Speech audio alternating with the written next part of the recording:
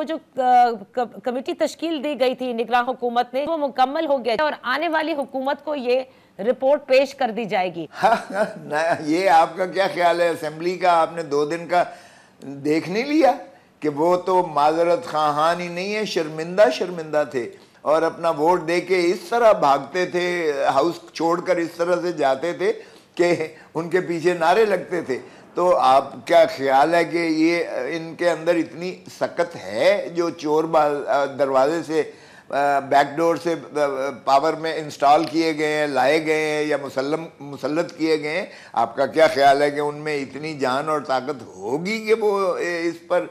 कोई ऐसा फैसला कर सकें, जबकि केपीके के चीफ मिनिस्टर ने कह दिया है कि 7 दिनों के अंदर ये जो 9 मई वाले सारे केस उसको दफन करके ख़त्म करो। और तो आपने देख लिया कि अवाम की जो है वो नब्ज किस चीज़ पर है। अच्छा, और एक और चीज़ है सरदार साहब कि ये जो अवाम की नब्ज का आपने जिक्र किया, जो 8 फरवरी को इंतखाबात हुए उसके बाद जो नताइज सामने आए, बड़ी डिस्कशन चल रही है इस वक्त कि ऐसा लगता है कि हवाओं के जो रुख हैं वो अगर तब्दील नहीं हुए तो वो जरा थोड़ी हवाएं थम सी गई हैं। देखें, ये तो लामहला हर एक पर असर होगा इसका,